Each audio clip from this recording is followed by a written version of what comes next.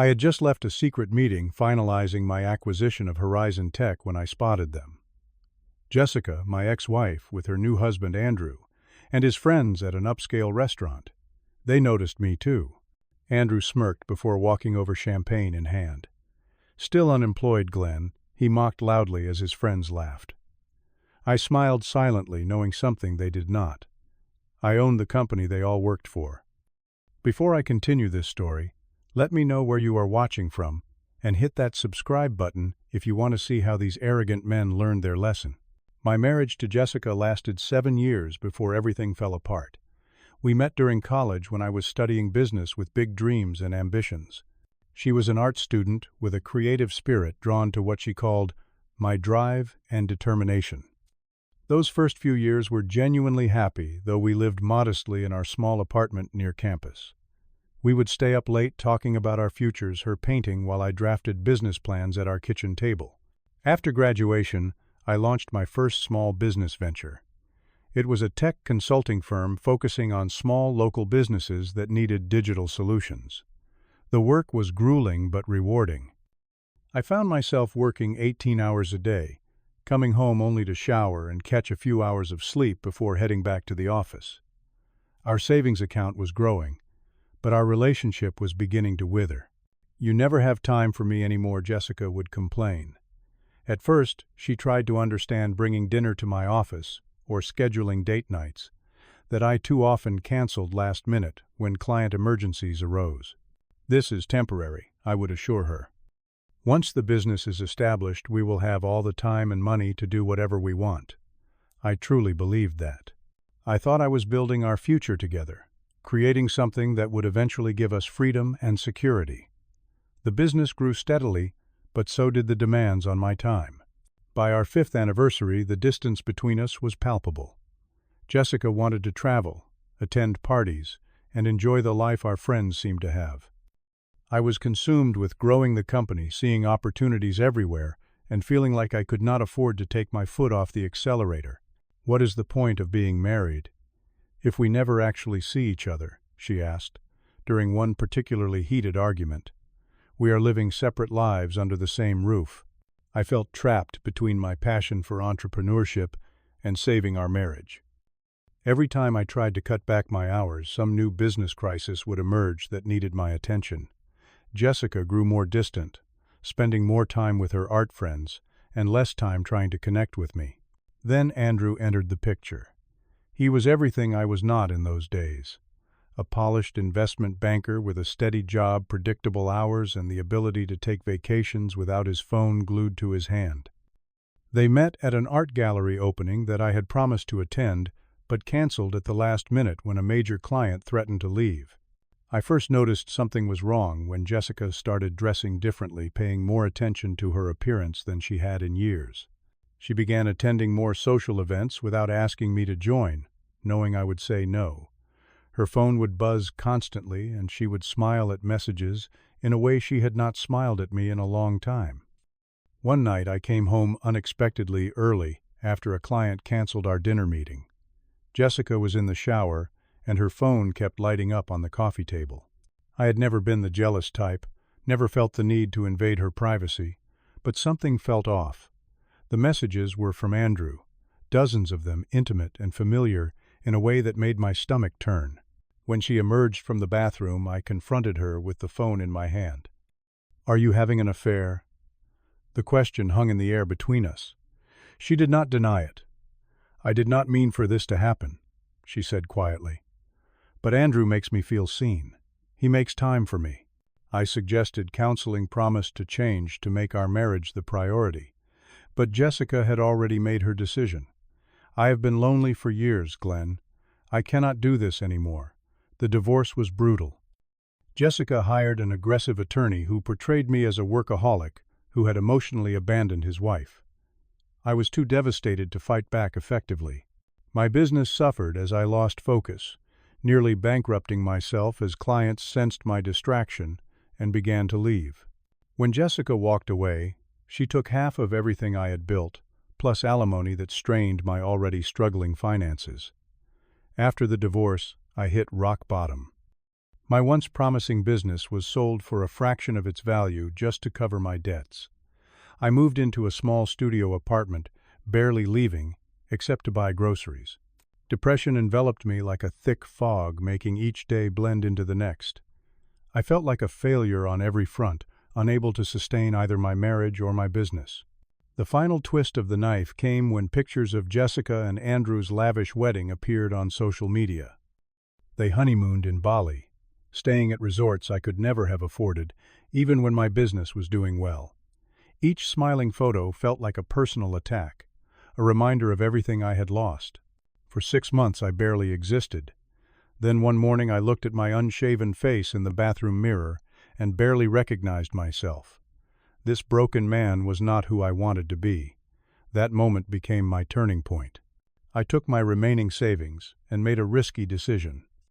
Instead of looking for a job, I would start over with a new business concept. This time I would be smarter, more strategic, and learn from my past mistakes. I reached out to Professor Wilson, my former business school mentor. Over coffee in his office, I laid out my new idea, a company that would identify struggling but promising tech businesses, acquire them, and turn them around. "The concept is solid," he said, studying the business plan I had created. "But you will need investors. No one will back you with your recent track record." That was when I made a crucial decision. I would operate my new venture anonymously through holding companies and under a corporate identity rather than my personal name. Phoenix Enterprises was born named for the mythical bird that rises from its own ashes. I worked night and day from my tiny apartment building a business model and pitch deck that would attract investors without putting my name front and center. Professor Wilson introduced me to 2 angel investors who were intrigued by the concept. They provided the initial seed funding that allowed me to make my first small acquisition. The first company I purchased was a floundering app development firm with great engineers but terrible management. I replaced the leadership, streamlined operations, and within 6 months had turned it profitable. The success gave me credibility to raise more capital. Over the next 4 years, Phoenix Enterprises grew quietly but steadily. I deliberately maintained a low profile, avoiding industry events and press coverage. My reputation grew among a select circle of investors and business owners, but I was essentially invisible to the wider business world, including my ex-wife and her new husband. Phoenix acquired 12 companies in that time period, most of them small to mid-sized tech firms, with solid products but management or cash flow problems. I developed a formula: keep the company names intact, retain the best talent, replace poor leadership, and manage from behind the scenes. The strategy worked brilliantly, and my personal wealth grew exponentially, though I maintained my modest lifestyle and focused on reinvesting profits. Then Horizon Tech appeared on my radar. My research team identified it as a potentially valuable acquisition target. Good technology, solid client base, but serious cash flow problems and questionable management decisions. The company created enterprise software solutions for financial institutions, a sector I was interested in expanding into. I had my team prepare a thorough analysis. Horizon had about 70 employees and revenues of $12 million annually, but was underperforming compared to similar companies in the space. Their technology was actually innovative, but their marketing was inefficient, and their sales team underperforming. It was only when reviewing the executive team profiles that I discovered the connection. Andrew, my ex-wife's husband, was the marketing director at Horizon. His LinkedIn profile showcased his transformative marketing strategies and visionary leadership. 3 of his close friends also held senior positions: James as sales director, Kyle as finance manager, and Scott as operations lead. My first instinct was to walk away. Getting involved with a company where Andrew worked seemed like asking for complications. But the business case was strong, and I reminded myself that Phoenix Enterprises made decisions based on business merit, not personal feelings. The acquisition negotiations took 3 months. I worked through intermediaries, never revealing myself as the principal investor. Horizon's founders were eager to sell, having lost their passion for the business years earlier. They accepted my offer of $17 million, a fair price that still gave me room to create value through improvements. The papers were signed that afternoon, making me the new owner of Horizon Tech, though only my legal team and the former owners knew my identity. The plan was to announce the acquisition to employees the following week, giving me time to review operations more thoroughly before making my presence known. I decided to celebrate quietly with dinner at Ellison's, an upscale restaurant downtown. I was reviewing some final documents when fate delivered a moment I could never have scripted. The maitre d' led a group of 5 people to a table near mine. I recognized Jessica immediately. She looked elegant in a black dress, her hair styled differently than when we were married. Andrew had his arm around her waist, guiding her to her seat, with the confident air of a man who believed he had won at life. With them were 3 men I recognized from the Horizon executive profiles, James, Kyle, and Scott. They were all dressed expensively, gold watches, glinting under the restaurant lights, loud with the false confidence that comes from expensive whiskey and inflated job titles. My heart raced seeing Jessica after all this time. The pain was still there, but duller now, like an old injury that only aches when the weather changes. I had thought I was over her, but seeing her laughing with Andrew brought back a rush of complicated emotions. I tried to focus on my meal, hoping they would not notice me, but Andrew's loud voice carried across the restaurant as he ordered a $300 bottle of champagne. Then his eyes locked with mine, recognition dawning on his face, followed by a smirk. He whispered something to the others, and all eyes turned toward me. Andrew stood smoothing his designer suit before walking to my table with his champagne glass in hand. The others followed, forming a semicircle around me. "Glenn," he said my name like it amused him. "What a surprise. I almost did not recognize you." I nodded politely. "Andrew, nice to see you. Still wearing the same jacket, I see." He continued, eyeing my navy blazer that, while perfectly decent, clearly did not carry the designer label his did. "Jessica mentioned you were having some career troubles after the divorce. Found anything yet?" Before I could answer, James jumped in. "This is the ex. The workaholic who could not keep a business afloat. Jessica at least had the decency to look uncomfortable, standing slightly behind the men, her eyes not quite meeting mine. "I manage," I replied simply. Kyle laughed, swirling his champagne. "Manages to what afford this dinner." "This place is not cheap, buddy. I have my ways," I said, maintaining my composure. Andrew leaned closer. "Well, some of us are actually thriving. I just got promoted to marketing director at Horizon Tech. Maybe you have heard of it. Leading-edge enterprise software. We are kind of a big deal in the industry." Scott nodded enthusiastically. "Total rocket ship company. We are all directors now. Corner offices, company cars, the works." "Sounds impressive," I said, taking a sip of my water.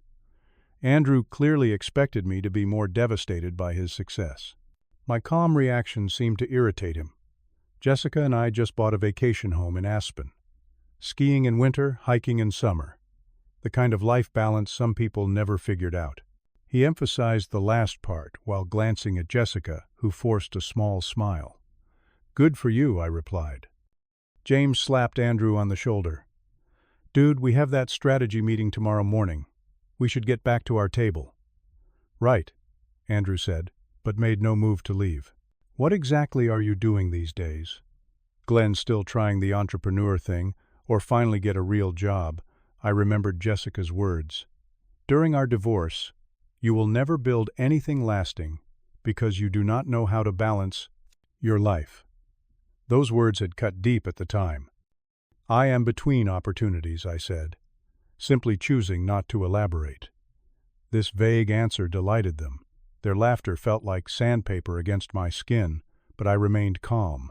There was nothing to be gained from revealing my hand now. "Between opportunities," Scott repeated mockingly. "Corporate speak for unemployed, right?" Andrew raised his glass in a mock toast. "Two opportunities, then. Maybe one day you will find one. If you need some advice on resume building, I could spare 15 minutes sometime, as a courtesy to Jessica." My ex-wife finally spoke. "Andrew, that is enough. Let us go back to our table." "Just catching up with an old friend," Andrew replied, his eyes never leaving my face, searching for signs of humiliation or anger. I gave him neither. Instead, I smiled genuinely. "Enjoy your evening. Best of luck with all your ventures." My calm response clearly disappointed Andrew, who had expected me to either lash out or crumble. Instead, he got neither. Confused by my reaction, he finally returned to their table, occasionally glancing back at me, while whispering comments that sent his friends into fits of laughter. I finished my meal in peace, paid my bill, and left without looking back. As I walked to my car, I felt lighter somehow. The encounter that should have been humiliating had instead been clarifying. I no longer felt any desire to impress Jessica or prove anything to Andrew, but I did look forward to next week's company meeting with a sense of anticipation I had not expected. The following Monday, Horizon Tech called an all-hands meeting to announce the acquisition. Employees filled the main conference room, buzzing with speculation about their new owner. Andrew, James, Kyle, and Scott sat in the front row looking confident and unconcerned. They had survived leadership changes before and believed their positions were secure. The former CEO took the stage first, announcing the sale and assuring everyone that the new owner was committed to growing the company. Then he introduced me as the representative of the new ownership. The look on Andrew's face as I walked onto the stage was worth every penny of the $17 million I had paid. His smug smile froze, then collapsed into open-mouthed shock. James spilled coffee down his shirt. Kyle went pale.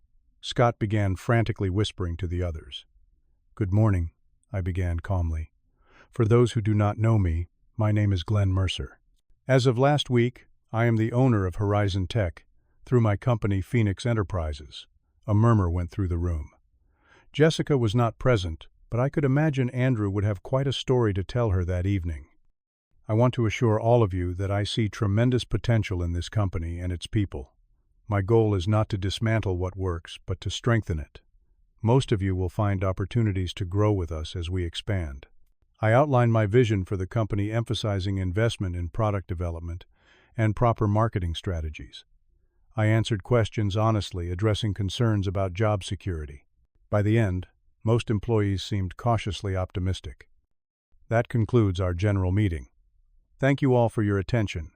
I would like to ask Mr. Douglas, Mr. Peterson, Mr. Reeves, and Mr. Thornton to remain behind for an executive briefing.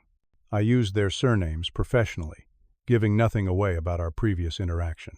As the room emptied, the four men remained seated, exchanging nervous glances. Once we were alone, I closed the door and sat across from them at the conference table. "Gentlemen," I began, opening my laptop. "I have spent the past week reviewing the performance metrics of each department. I would like to discuss what I found." I turned my screen to show them a series of graphs. "Marketing spend has increased 63% under your direction, Mr. Douglas, while lead generation has decreased. Can you explain that?" Andrew swallowed hard. "We have been investing in brand awareness. It is a long-term strategy that will pay off over time." "I see. And these expense reports showing dinners at Ellison's categorized as client meetings. The receipts do not list any clients present." His face reddened. "Those were strategy sessions with my team." I nodded and turned to James. "Sales have declined 15% year over year despite an expanding market. Your team is the highest paid in the industry for our company size, yet underperforms compared to our competitors." "The market is more challenging than the numbers suggest," James stammered. "We are pursuing quality leads rather than quantity." I continued methodically through their departments, highlighting inefficiencies, questionable decisions, and poor results. Kyle had approved bonuses despite missed targets. Scott had hired 3 of his former college classmates for positions they were underqualified for. Gentlemen, I believe in running businesses ethically and efficiently. The issues I have identified have nothing to do with our personal history and everything to do with your performance." Andrew leaned forward. "Glenn, look. I know our meeting at the restaurant was uncomfortable. I had been drinking, said things I should not have. We can move past that. I have ideas for marketing campaigns that could transform our positioning. "This is not about the restaurant," I said firmly. "This is about the fact that you and your friends have been drawing executive salaries while delivering subpar results. Phoenix Enterprises has a policy of rewarding performance and addressing underperformance directly." I closed my laptop. "Your positions are being eliminated effective immediately. Human Resources has prepared severance packages that are more generous than required by law. You will be escorted to collect your personal belongings, and your company credit cards and access badges will be deactivated by end of day." The shock on their faces was complete. Andrew recovered first, his expression turning from disbelief to anger. "You cannot do this. This is personal. We will sue for wrongful termination." "You are welcome to try," I replied calmly. "All terminations have been reviewed by legal counsel and are supported by documented performance issues. Now, if you will excuse me, I have a company to rebuild." As they were escorted out by security, I felt no satisfaction in their humiliation, only a sense of doing what was necessary for the business I now owned. The revenge fantasy I might have once harbored paled in comparison to the responsibility I now felt toward the 65 other employees who depended on Horizon Tech for their livelihoods. The aftermath was predictable. Andrew called repeatedly over the next few days, leaving messages that evolved from threatening to pleading. I did not return any of them. Jessica called once, her voice hesitant, as she left a message, expressing surprise at my sudden success and suggesting we catch up sometime. I deleted it without calling back. Instead, I focused on restructuring Horizon Tech. I promoted talented people from within to fill the leadership vacuum, including a brilliant marketing specialist named Lisa, who had been repeatedly passed over by Andrew despite her innovative ideas. Under her direction, the marketing budget was cut by 30%, while lead generation improved dramatically. The company culture transformed within months. Morale improved as employees realized performance would be rewarded rather than connections. We landed 3 major clients that had previously deemed us too disorganized to trust with their business. Revenue began to climb steadily. 6 months after the acquisition, I finally agreed to meet with Andrew at a coffee shop.